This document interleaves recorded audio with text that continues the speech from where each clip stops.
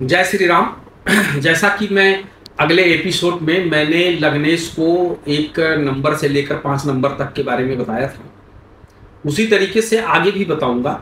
मेरा सबसे पहले तात्पर्य यह है कि ज्योतिष ना कभी किसी को नेगेटिव बताती है, ना कभी किसी को पॉजिटिव बताती है। ज्योतिष ना किसी ग्रह को उच्च का बताता है, ना कभी किसी ग्रह को नीच का बताता है। अगर ज्योतिषी उच्च का नीच की बातें करने लग जाए या किसी को अच्छा और बुरा ग्रहों को कहने लग जाए तो समझ लो ज्योतिष नहीं है। सर्वप्रथम क्या होता है कि कई बार आपने देखा होगा, जब भी कोई बात आती है तो कहते हैं कि लग्नेश अगर छठे भाव में आ गया तो इस व्यक्ति के लिए बहुत दिक्कत होगा, ये हमेशा ऋण रोग शत्रु के साथ घिरा रहेगा। लेकिन ऐसा नहीं है। जब भी लग्नेश अगर किसी के छठे भाव में आ जाता है तो सर्वप्रथम ऐसा व्यक्ति बहुत मेहनती होता है और अपने मेहनत के दम पे वो जो है अपनी चीजों को व्यवस्थित करता है और जीवन में खूब तरक्की प्राप्त करता है। उसके जीवन में बहुत सारे चैलेंज आते हैं और वो हर चैलेंज को एक्सेप्ट करते हुए वो आगे बढ़ता चला जाता है। अगर उसका किसी का भी लग्नेश छठे भाव में बैठा है तो ये नहीं कि वो ऋण रोग शत्रु से घिरा होगा, नहीं।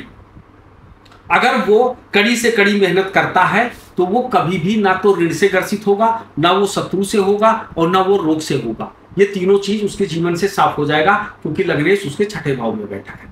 इसी तरीके से जब लग्नेश तुम्हारे सप्तम भाव में आ जाएगा तो सर्वप्रथम ऐसा व्यक्ति क्या करता है, वो नौकरी पे डिपेंड नहीं होता है, वो कहीं ना कहीं अपना कारोबार करता है और अपने कारोबार करने से वो धन अर्जन करता है और धन के द्वारा वो अपने पूरे कुनबे को या अपने पूरे चीजों को वो व्यवस्थित ढंग से चलाता है। और साथ साथ में क्या होता है कि जब लग्नेश सप्तमेश हो जाता है तब ऐसे को जो पत्नी मिलती है वो पति का आज्ञा का पालन करने वाली मिलती है। क्योंकि लग्नेश सप्तमेश आया इसलिए लग्नेश हमेशा सप्तम भाव को अपने कब्जे में रखेगा। जब लगन का स्वामी सप्तम लग्नेश जब अष्टमेश आ जाता है तो अष्टम भाव किसका है? रिसर्च का भाव है। वो अष्टम भाव किसका है? गुप्त ज्ञान का है। अष्टम भाव किस चीज का है? मंत्र सिद्धि का है।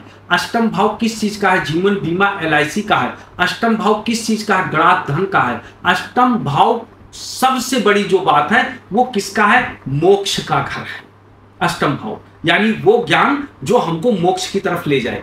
जब किसी का लग्नेश अष्टम भाव में आ जाता है ऐसा व्यक्ति जो होता है बहुत ही चतुर व्यक्ति होता है और हर चीज को वो एक तरीके से गणित के रूप में लेता है और जीवन में निरंतर आगे बढ़ता जाता है और वो किसी न किसी विषय पर हमेशा रिसर्च करता रहता है और अपने गुप्त ज्ञान के द्वारा वो ख्याति प्राप्त करता है क्योंकि वो घर मंत्र सिद्धि का है। और लग्नेश अगर अष्टम भाव में बैठा है तो ऐसा व्यक्ति किसी भी मंत्र को जो दुनिया वाले 5 साल में सिद्ध करेंगे वो 5 महीने में कर देगा। अगर लग्नेश भाग्येश बैठा है यानी नवम भाव में बैठा है, गुड है, बहुत बढ़िया है क्योंकि लग्नेश भाग्येश आ गया। जब भाग्य भाव में आएगा तो ऐसे लोगों को पूरे जीवन उनको अपने भाग्य का साथ मिलता है और पिता का भी साथ मिलता है और ऐसे लोग अपने जीवन में खूब तरक्की करते हैं। जब लग्नेश दसम भाव में आता है तो क्या होता है? ऐसा व्यक्ति हमेशा ललायित होता है किस चीज का? ख्याति का, जनता के बीच में जाता है। और दूसरी चीज क्या होता है? कर्मयोगी होता है, कर्म को प्रधान मानता है और कड़ा से कड़ा मेहनत करने वाला, कड़े से कड़े कर्म करने वाले। और जब वो कर्म करता है तो उसको जनता का पूर्ण सहयोग मिलता है या उसके कर्म का भी पूरा सहयोग मिलता है। इसलिए अगर लग्नेश किसी का भी दसम भाव में बैठ जाए तो ऐसे व्यक्ति को कर्मयोगी होना चाहिए, उनको अपने किए हुए कर्मों पर पूर्ण विश्वास होना चाहिए। अगर किसी भी व्यक्ति के लग्नेश अगर उनका 11वें भाव में बैठ गया तो 11वां भाव हमारा आय का है, 11वां भाव हमारे डिजायर्स का है, 11वां भाव हमारे बड़े भाई बहनों का है, 11वां भाव हमारे सोसाइटी का है, 11वां भाव हमारे मित्र का है। तो इन सब चीजों का जो विचार है वो हम 11वें भाव से करते हैं।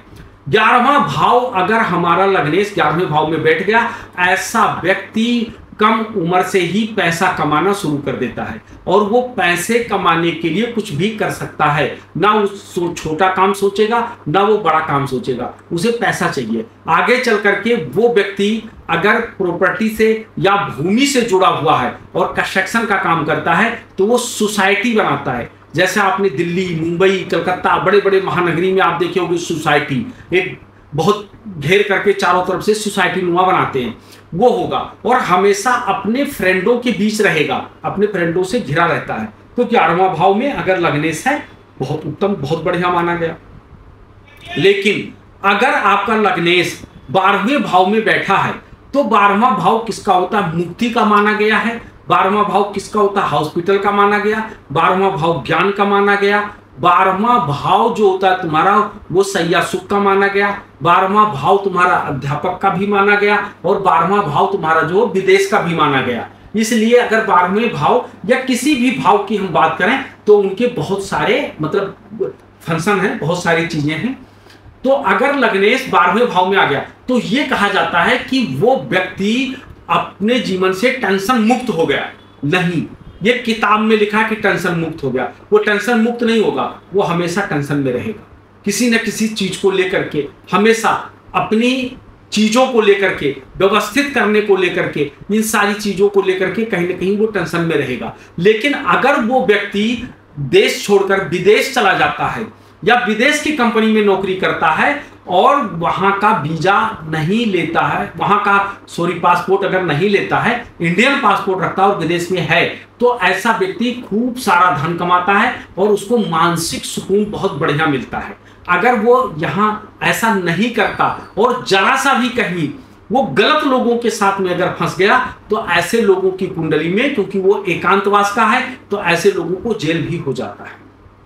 और सबसे बड़ी बात यह है कि जब लग्नेश अपने लग्न में बैठा हो तो ऐसे लोगों के जीवन में बहुत अच्छा होता है, क्योंकि उनके जीवन में संघर्ष होता है और संघर्ष के बाद उनको तरक्की मिलती है। और लग्नेश अगर लग्न में बैठा है तो उनको संघर्ष करने की ताकत देता है और उनके पर्सनालिटी को डेवलप करता है।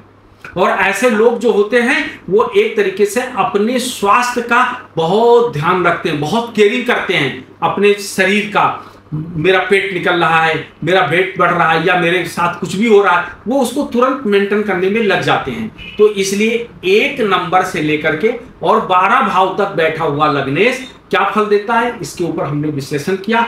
आगे भी हम आपको बताएंगे। अगर आपको हमारा वीडियो अच्छा लगा तो आप उसको लाइक करें, सब्सक्राइब करें। कमेंट में जाकर के आपके ऊपर जो भी कोई समस्या है आप हमको लिख करके या आप हमसे कॉल करके आप अपनी समस्या का समाधान ले सकते हैं। जय श्री राम, हर हर महादेव।